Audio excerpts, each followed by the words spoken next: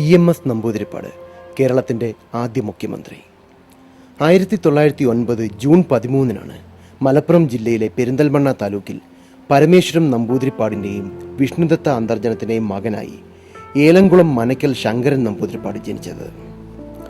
ചെറുപ്പത്തിൽ തന്നെ അച്ഛനെ നഷ്ടപ്പെട്ട EMS വിദ്യാഭ്യാസം ആരംഭിച്ചത് വളരെ വൈകിയാണ്.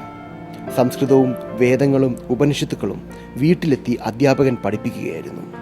1925 പെരിന്തൽമണ്ണ സ്കൂളിൽ 3ാം ഫോറത്തിൽ ചേർന്ന EMSന്റെ ഹൈസ്കൂൾ വിദ്യാഭ്യാസം പാലക്കാട് ഹൈസ്കൂളിലായിരുന്നു. 1929 തൃശൂർ സെന്റ് തോമസ് കോളേജിൽ ഉപരിപഠനത്തിനായി ചേർന്ന EMS ഇന്ത്യൻ നാഷണൽ കോൺഗ്രസിനോടും സ്വാതന്ത്ര്യ സമരത്തോടും അനുഭാവം പ്രകടിപ്പിച്ചു. 1932 നിയമലംഘന പ്രസ്ഥാനത്തിൽ പങ്കുചേർന്നതിന് അറസ്റ്റിലായ EMS കോഴിക്കോട് ജയിലിൽ അടയ്ക്കപ്പെട്ടു. അവിടുത്തെ സൗഹൃദങ്ങൾ അദ്ദേഹത്തെ ഒരു മുഴുവൻ സമയ രാഷ്ട്രീയ പ്രവർത്തകനാക്കി മാറ്റുകയായിരുന്നു. അവിടം മുതൽ കോൺഗ്രസ് സോഷ്യലിസ്റ്റ് പാർട്ടിയോട് ചേർന്ന് പ്രവർത്തിച്ച EMS 1934 സ്റ്റേറ്റ് കോൺഗ്രസ് സെക്രട്ടറിയായും തെരഞ്ഞെടുക്കപ്പെട്ടു. രഹസ്യമായി പ്രവർത്തിച്ചിരുന്ന കമ്മ്യൂണിസ്റ്റ് പാർട്ടിയിൽ 1936 മുതൽ അംഗമായി.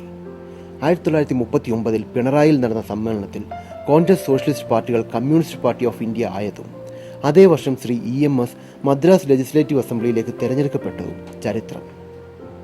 സ്വാതന്ത്ര്യാനന്തരം കമ്മ്യൂണിസ്റ്റ് പ്രസ്ഥാനത്തിന്റെ മുന്നേറ്റത്തിനായി ജീവിതമൊഴിഞ്ഞു വെച്ച EMS പാർട്ടി നിരോധിക്കപ്പെട്ടപ്പോഴും ഇരുളിൽ തന്റെ പ്രവർത്തനം തുടർന്നുകൊണ്ടിരുന്നു. കേരളം രൂപീകൃതമായതിനു ശേഷം ആദ്യം നടന്ന ഇലക്ഷനിൽ അദ്ദേഹം നീലേശ്വരത്ത് നിന്നും മത്സരിച്ചു ജയിച്ചു. കമ്മ്യൂണിസ്റ്റ് പാർട്ടിയെ വിജയത്തിലേക്ക് നയിച്ച EMS കേരളത്തിന്റെ ആദ്യ മുഖ്യമന്ത്രിയായി 1957 ഏപ്രിൽ 5 അധികാരമേറ്റു. ലോക ചരിത്രത്തിൽ ആദ്യമായി ബാലറ്റ് പേപ്പറിലൂടെ ഒരു കമ്മ്യൂണിസ്റ്റ് മന്ത്രിസഭ അധികാരത്തിലേറിയ ചരിത്ര മുഹൂർത്തമായിരുന്നു അത്. കേരളത്തിന്റെ ആദ്യ ഗവൺമെന്റ് അവതരിപ്പിച്ച ഭൂപരിഷ്കരണ ബില്ലും വിദ്യാഭ്യാസ ബില്ലും വിമോചന സമരത്തിന് കാരണമായി. 1959 ജൂലൈ 31 കേന്ദ്ര സർക്കാർ ഇടപെട്ട് മന്ത്രിസഭ പിരിച്ചുവിടുകയായിരുന്നു. 1960, 67, 70 എന്നീ വർഷങ്ങളിൽ പട്ടാമ്പി മണ്ഡലത്തിൽ നിന്നും 1977 ആലത്തൂർ മണ്ഡലത്തിൽ നിന്നും അദ്ദേഹം കേരള നിയമസഭയിലേക്ക് തെരഞ്ഞെടുക്കപ്പെട്ടു. 1964 കമ്മ്യൂണിസ്റ്റ് പാർട്ടി പിളർന്നപ്പോൾ CPI-Mനൊപ്പം അദ്ദേഹം നിലയുറപ്പിച്ചു. ഒരു നല്ല രാഷ്ട്രീയക്കാരനാവാൻ വേണ്ട പ്രധാന ഗുണം ഒന്ന് സത്യസന്ധതയും മര്യാദയും, 2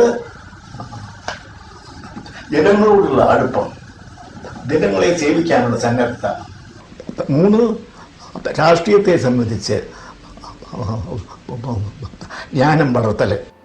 ഇന്ത്യൻ സ്വാതന്ത്ര്യ സമര ചരിത്രം, കേരളത്തിലെ കമ്മ്യൂണിസ്റ്റ് പ്രസ്ഥാനം, യൂറോ കമ്മ്യൂണിസവും ഇന്ത്യൻ വിപ്ലവവും, കാലത്തിന്റെ നേർക്ക് പിടിച്ച കണ്ണാടി, crisis and chaos, Kerala yesterday today and tomorrow, the Mahatma and the ism, India planning in crisis, problems of national integration, Nehru ideology and practice തുടങ്ങി നിരവധി പുസ്തകങ്ങളും അദ്ദേഹം രചിച്ചു.